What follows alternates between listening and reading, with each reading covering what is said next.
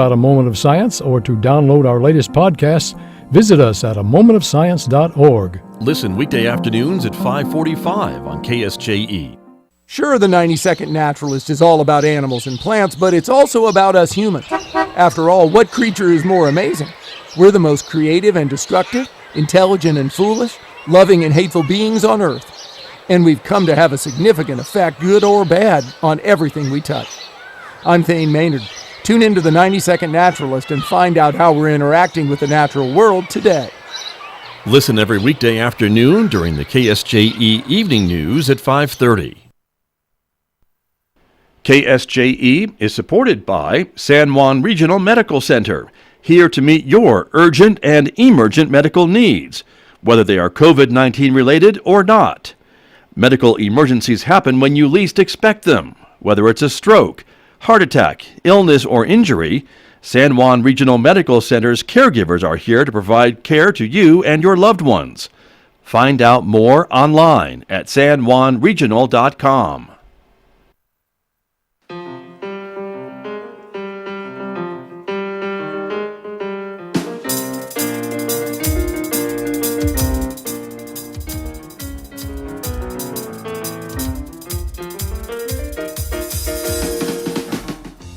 Ten minutes past 8 o'clock. It is Wednesday morning, May 20th. Good morning, everybody. I'm Scott Micklin. Thanks for tuning in to KSJE, 90.9 FM over the air here in San Juan County, 103.3 FM over the air in Durango, Colorado, and streaming everywhere from our website at ksje.com. Welcome also to our viewers who are watching this visual radio program, streaming live to the KSJE Facebook page and YouTube channel. We're glad that you are with us, everyone. Coming up this morning on the program, San Juan County Sheriff Shane Ferrari is going to be joining me to talk a little bit about the stay-at-home orders across New Mexico and also an update on the Sasha Krause investigation and subsequent arrests in her murder. That's coming up in the next few moments right here on KSJE, so stay tuned for that. Later on this hour, we'll be checking in with Dr. Mike Hadabaugh from the Encouragement Lab. It's our weekly check-in with him. Some great words of advice about relationships and communication coming up this morning at 8:50 a.m. Next hour, it is our local information program about COVID-19, the coronavirus, giving local information about what's going on here in San Juan County. We're going to be joined by San Juan County Emergency Manager Mike Mestis this morning. Jamie Church from the Chamber of Commerce calling in with some advice for small business owners on how to prepare to reopen if you're not already open. And that's coming up today at 9 a.m. live on YouTube and Facebook on the KSJE digital platforms.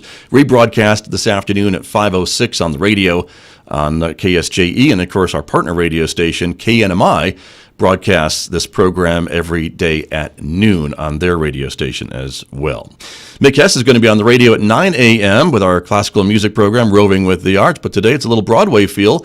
Mick is playing music from Carousel, the Rodgers and Hammerstein musical, so you'll hear that coming up on a special Wednesday edition, 90 minutes of Roving with the Arts today at 9:06. And then at 10:30, it's our local and regional author program, Right on Four Corners. Author Karen Odden is speaking with Tracy Halesvass about her latest book called A Trace of Deceit, a Victorian murder mystery. So you'll hear that interview coming up today at 10:30 on KSJE. Don't forget, we're also on Twitter and Instagram as well, if that's where you hang out on social media. And the weather forecast today, mostly sunny skies, a bit cooler, the high 71 in Farmington, 31 and clear overnight. So I know there's some gardeners who are a little nervous about that. 73 and sunshine tomorrow. It'll be sunny on Friday with a high of 81 degrees, 78 with sunshine on Saturday, and partly sunny skies in the forecast for Sunday with a high of 76. Back into the 80s beginning of Monday of next week. Well, let me turn to my guest who is patiently waiting for me to introduce him this morning. Joining us from his home in Kirkland, New Mexico, Sheriff Shane Ferrari is with me this morning. Sheriff, good morning. Good morning, Scott. Thanks for having me on once again. I appreciate you being with us, Sheriff, and thank you for joining us. And, of course, you and the Sheriff's Office, like everyone else, dealing with this pandemic and dealing with staying-at-home orders and everything else. And I wanted to bring you on the program to talk a little bit about a post that you made on social media maybe a couple days ago about kind of your role in all of this and what you can do as the sheriff and what you can't do as the sheriff. Would you mind maybe explaining a little bit about that to us? I sure would. Thank you, Scott. Again, thanks for having me on, and thanks for giving me the opportunity so I can explain that. Over the past several weeks, as we've been under this health order, I've gotten a lot of interaction with the citizens and a lot of correspondence going back and forth. I've one group of people that's wondering why I'm not enforcing the health order, and then I have another group of people wondering why I'm, as sheriff, not allowing businesses to open, thinking it's my authority. So after the last health order that came out, saying that northwestern New Mexico would not follow the rest of the state in reopening, I felt compelled at that time to release some information and kind of give people an idea of what sheriff's offices can do and cannot do. So first of all, we have to remember these are health orders. There is a law that the legislation has given the powers to the governor to, under health orders, to put forth certain restrictions. Those are orders. I enforce state law and county ordinance, so I don't enforce orders. And it's very clear in state statute. They say the three authorities over health orders are the Secretary of Health, the New Mexico DPS Secretary, which is the state police, the enforcement branch of that, and also they list the secretary, and the secretary is defined as either the New Mexico Homeland New Mexico Homeland Security Secretary or the state emergency management secretary. So those are the authorities in it. So I don't have any say so when it comes to health orders. I didn't ask for them, and I can't enforce them. So what I wanted to do is get some information out to the people that they're growing frustrated. Whether it was people growing frustrated because people wanting to obey in them, or the frustration of many business owners and workers that right now they're very and have a legitimate concern for their businesses and our local economy.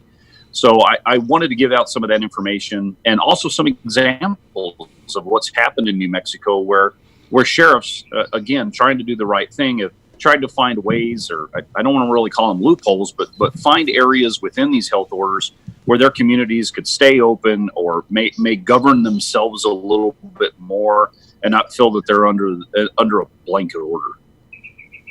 Understood. And so with that being said, though, Sheriff, I mean, if you were asked for assistance from the state police, would the sheriff's office give that assistance if the state police were enforcing these orders under their authority? Not under the health order. I mean, I always want to be there for any of our agencies that are here in San Juan County. And trust me, I have plenty of resources, whether it's Navajo Nation, city police, or the state. But this is a state order, and it's clearly defined in state statute that they are the enforcement branch of that. I feel my role and the role of my deputies is really being that buffer in between. And I've helped coordinate meetings with business owners, with the state police that have called me frustrated, feeling like they were maybe lumped into a category that they shouldn't have been, that they felt that they were essential. So what I've been doing is being more of a mediator in those and getting these folks together, getting them talking, feeling like they have a voice in these orders, and they feel they can have somebody to talk to. And if I can be that conduit, then I'm going to be there for them. Understood. And Sheriff, I'm sure you're getting a lot of pushback from maybe the folks that support the healthcare workers. We all support the healthcare workers, but other folks saying that, don't you understand that maybe the reasons why they want these businesses more shut down than not is to try to control the spread of this virus and to protect our healthcare workers and not overwhelm our hospital and all those different things that we hear about that our county is really trying to strive toward in order to open up more of these businesses. Is that something that you can tell people that you do understand their perspective on that? Absolutely. I understand their perspective. And, whether they have, medical conditions now or they have loved ones with medical conditions, then they have a true fear over this virus. I understand that. I do. And, as far as what, again, my role in this is I don't enforce those health orders. I'm listening to them. I'm trying to remain neutral. I understand the predicament that many people are in because of their health. I do understand that. I look at the data just like anybody else. I realize that a majority of our fatalities because of COVID are coming out of nursing homes, not the general public. So it leads me to believe that we have a facility issue, not a community issue. Not to say that many people out there won't become exposed and not know it. I understand that. And not being able to control things. As somebody that goes after bad guys every day, it's a heck of a lot easier when I got a name and a face to go after somebody rather than just a phantom out there, which technically this virus is. I'm in no means a health expert. But this is new water for law enforcement. I'm trying to balance civil liberties with health, with people that are frustrated or wanting to get back to their previous lifestyle, economic concerns. So it's a juggling act right now, and I'm trying to balance that. And it really, what we're doing is we're fighting against a clock right now. Can enough time go by where this virus will die down? And hopefully in that meantime, our economy won't further die. We were already struggling in San Juan County as our economy. So that's been a huge point of frustration in this community that I think has kind of compressed the issue beyond just that of health. Is we have a dying economy here, and this virus definitely didn't help us out. So I'm worried about what's going to happen 6 months from now. What I'm looking at is not the position we're in now. I'm looking for the shock wave that's going to come back, not only for our economy, but also crime. Right now, domestic violence calls are down. But people think, well, that's great. Domestic violence calls are down. Well, does that mean they're down, or does that mean that maybe somebody's home with their abuser and can't call for help? Our restraining orders are down. Our CHINS referrals, which are children in need of services, those are down.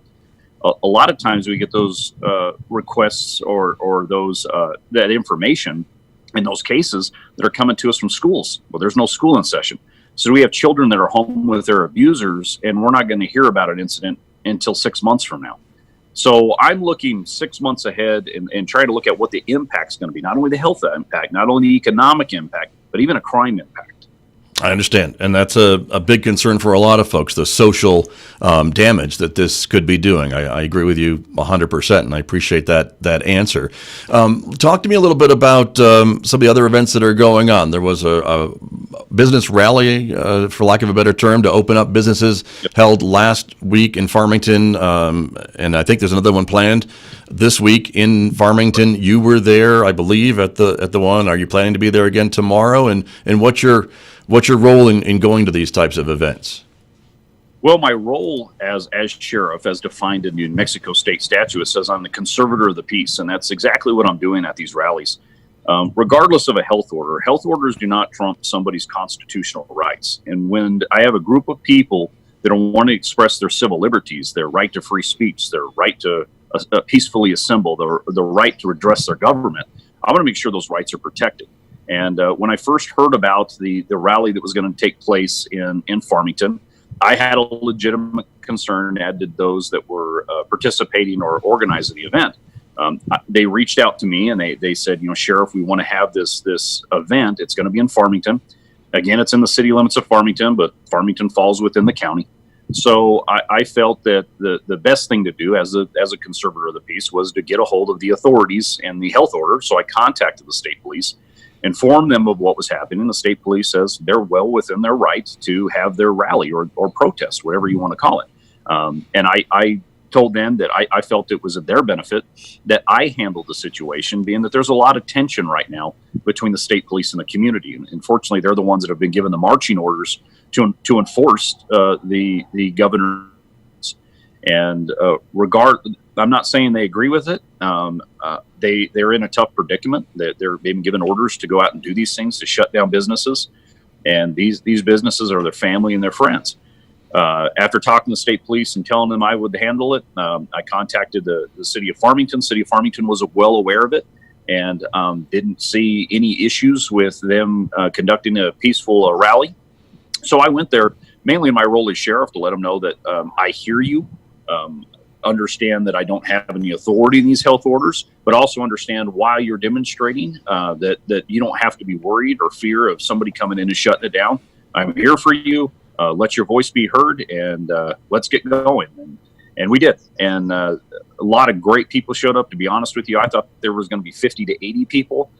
I think there turned out to be 500 to 800. There was too many to count. There wasn't any issues when we were there. There was not one piece of trash I saw on the ground when they left. I did have some people reach out to me and were very frustrated because of the rally and the violation of health order, concerned that there was going to be further spread because of the rally. I did explain to them that once again, that these are civil liberties that cannot be suppressed by a health order, and hopefully they understood that. And we'll move on from there. But they're going to have one Thursday again, and I suspect it's going to be larger than the last.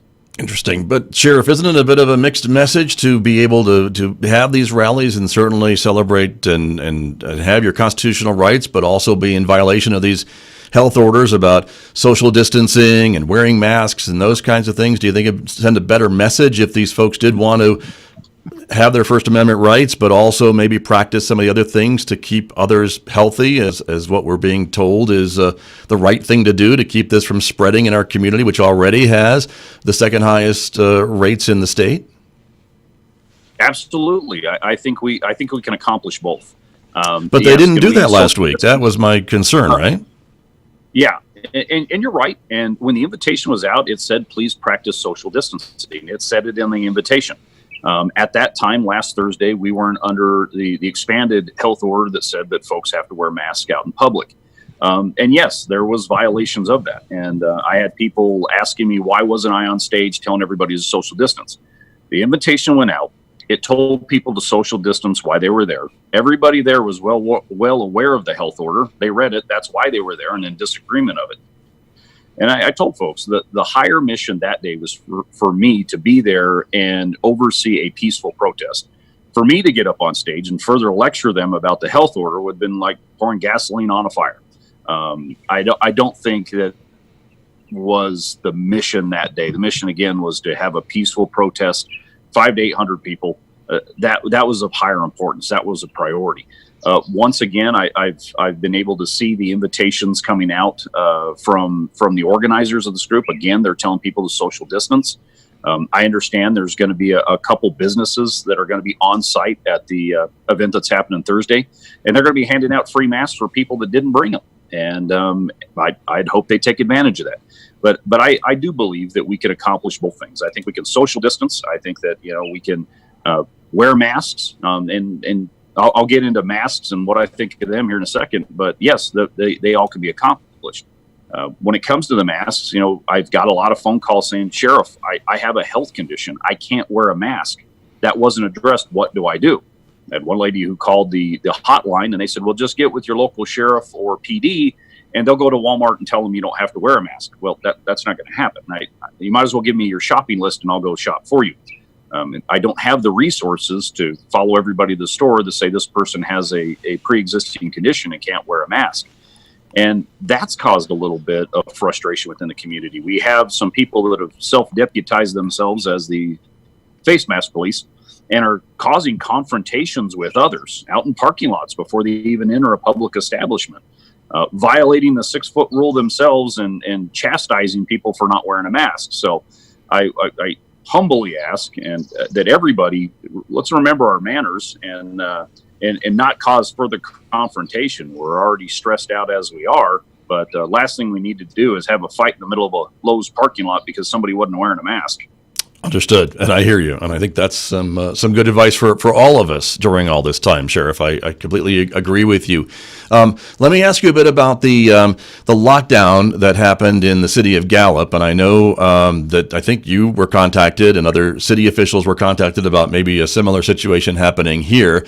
It doesn't sound like that's ever going to happen in San Juan County because the situation in Gallup was requested by their mayors, both outgoing and incoming. And so is that something that you would agree with, that a lockdown just wouldn't be feasible here and probably local officials would not ask for the state to do something like that here? Correct. I don't think it's realistic or feasible. So let's look at the lockdown that happened in Gallup. So you had the outgoing mayor, from what I understood, was approached by the state, recognizing northwestern New Mexico as a hotspot, and said, do you want to enact the Riot Act, which essentially gives or asks or requests the state come in and augment resources in your community. But there's also some other things that happen. It allows the governor to put roadblocks in place and curfews in place. And that was a decision they made due to McKinley County. And they're the hottest county in New Mexico when it comes to COVID. The same discussion was had with our local leaders. And I was brought in kind of at the tail end of it with my opinion on it. So I don't think it's realistic because what we're looking at doing is just shutting down U.S. highways and 550. I saw the pictures of what happened in Gallup when you looked at miles and miles worth of traffic blocked up. You're talking about major interstates that are happening through those areas. I don't have the resources for those. Even if the state police bought those resources up there, I don't think it's feasible for the many travelers that pass through the Four Corners area, specifically in the Farmington area.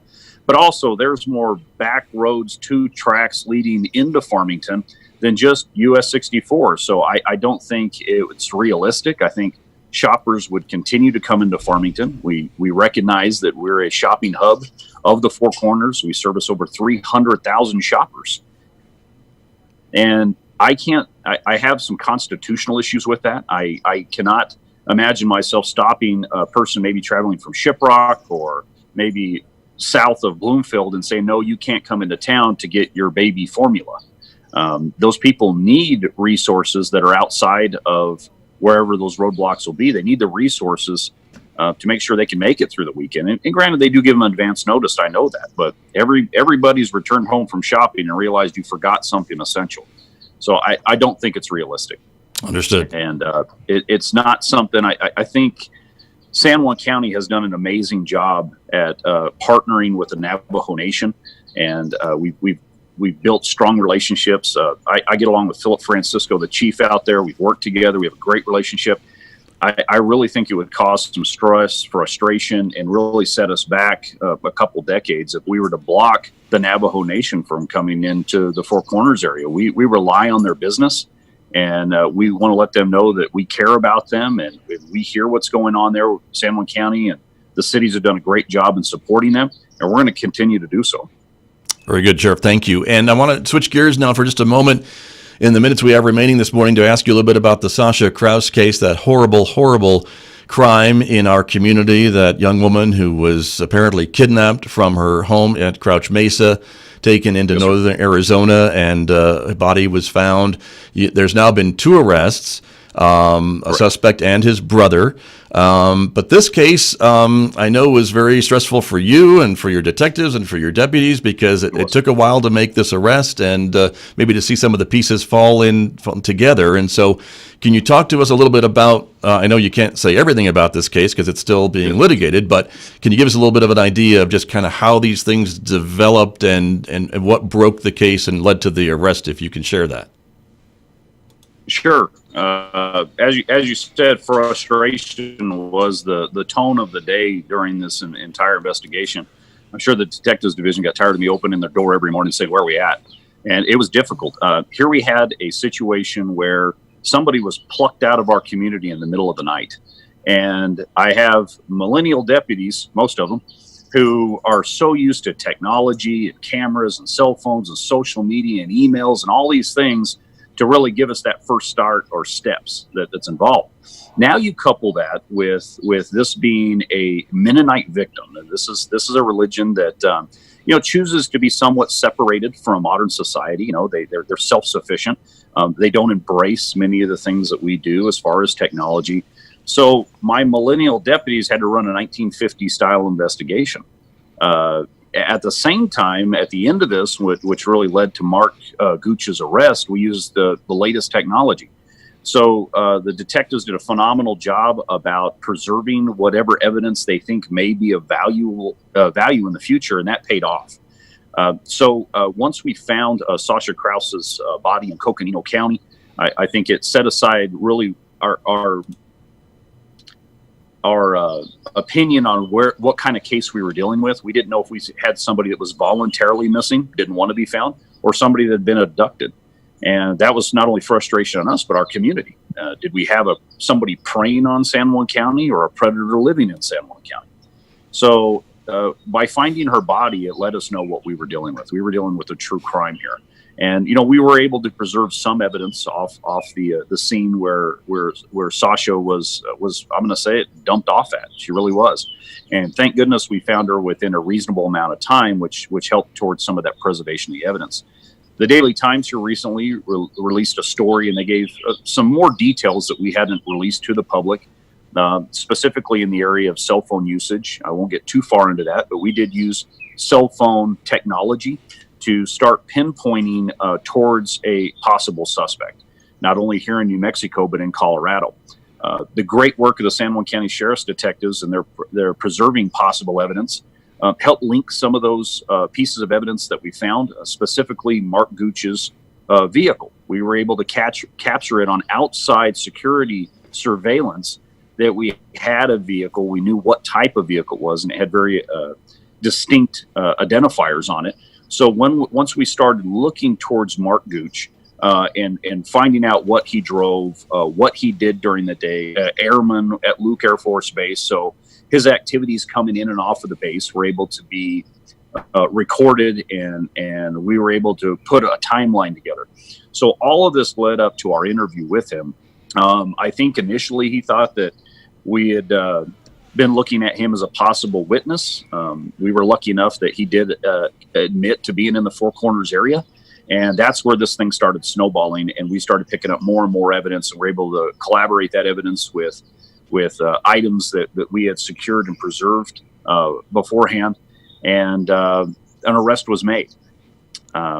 After the arrest was made, Mark was in jail, and as the newspaper reported, we were able to capture some, or Coconino County was able to capture some of the phone calls that he was receiving out of the jail, contacting his brother and requesting that his brother come and get rid of the murder weapon. So again, we knew we had the right guy from the beginning, and this just furthered our decision that we had the right guy. And it was a tough investigation, and this was good old gumshoe work by some great detectives. And Sheriff, I wanted to ask you too about motive then, because I think a lot of folks were concerned that this could be just some random attack and abduction and things along that line, or was Sasha targeted? Is there anything you can share with us about, obviously if you've got the right guy, then there's not some creep going around, stealing young women from our community, but that was a concern I know that a lot of folks shared with you, right? Yeah, absolutely. And people are still asking, what was the motive, the why? I wish I could comment more on that. What I can tell you is that the Mark Gooch and the Gooch family were prior Mennonite. And from what we're gathering so far, they were excommunicated from the church. So we don't know at this time if there was some resentfulness of that. What we have learned is the Mennonite community has a great networking chain. They know where their communities are at. They know who's involved. We have found some loose data showing that members of Mark Gooch's family and Sasha knew each other or attended functions together. We haven't found any direct information to Mark, but with other family members. So we're certain at this point that Mark was very aware of the community that we have here in San Juan County, but to the why, I can't answer that so far. My hope is that we have two people in custody right now. And quite often when we have two people in custody, either somebody wants to squeal to get loose or somebody wants to work a deal out to help protect the other person. I'm hoping as this case moves forward in prosecution that somebody, one of them, whether it's Mark or Samuel, will come forward and give us some more details into the why. Because that is something I still struggle with, although we know the who, and we recovered Sasha and hopefully given her family some peace of mind right now and our community. We still want to know why, and I'm hoping I can answer that someday. Understood. And Sheriff, you were mentioning to me too that now there is some discussion between your sheriff's office, and the Coconino County Sheriff's Office, that would be out of the Flagstaff area, about what type of charges to pursue against these two suspects, or at least one of them, and that maybe there might be some federal charges that one of them might be facing because of the fact that this crime spread across state lines, and those federal charges may have more severe penalties than just whatever the states of New Mexico and Arizona can come up with, right? Absolutely. So the state of New Mexico's court system and judicial system, I think, is a lot stronger than New Mexico's. Arizona still has capital punishment. They still have the death penalty. The first thing we need to talk about is jurisdictions. A crime that happened in New Mexico when we have a crime that happened in Arizona. Because it crossed state lines, there is federal law when it talks about kidnapping and homicide when it comes to crossing state lines. So I've been in contact with the Coconino County Sheriff, Sheriff Driscoll. So far, I believe that Arizona is going to move forward with state charges for the homicide and kidnap, tampering with evidence. And I think they also have larceny listed as one of their charges. towards Mark, and then additional charges towards Samuel. New Mexico, however, we do not have capital punishment anymore. Unfortunately, we have a pretty weak judicial system, and I feel that as sheriff, it's my job to meet with our prosecutors and make a decision with them. Of course, it's ultimately going to be theirs, that we make sure that Mark Gooch receives the highest punishment that we have. If it requires us to lean on our federal partners and go federal with charges, I'm an opponent of it. I mean, federal charges, they're definitely carry a bigger hammer. They have capital punishment, but I want to make sure that not only this community, but Sasha Krause's family and Sasha receive the justice they deserve. And that'll be further discussed as we see what happens in Arizona. We haven't filed charges at this time. The problem is once we file charges, that starts a clock. And it's going to be, I could see it a year or two out before we see what's going to come out of Arizona. So we don't want to file those charges just yet, but there is no statute of limitations on first-degree felonies, which is what he's looking at. So we're being smart about how and when we're going to file these charges. I understand. And for the audience to know, these two suspects are still in custody, are they not? Yes, sir, they are. Very good. Well, Sheriff Shane Ferrari, we are just about out of time. I appreciate you joining us this morning. Thank you for your time and, again, explaining some of these things that you are dealing with every day. Thank you very much. Thank you, Scott. I appreciate you having me on and being able to share some of that information with our community. You're very welcome. And I want to let the audience know, especially for those that are listening to us on the radio, Sheriff, that we did not add the sounds of the singing birds in the background of this interview. That's just the way it is at your house. Yes, it is, and I'm sorry. I wondered if you could hear that. I've got a mule next door to me, so I'm just thankful. We haven't heard go off, and you asked what that background noise was. The mule I haven't heard, but the birds sound great. Okay. So I understand why you love it there so much. Thank you, Sheriff. Yes, sir. Take care. Appreciate you. Sheriff Shane Ferrari, my guest here on KSJE, and I'll be back with more in just a moment. Everybody, the time right now is 8:40 a.m.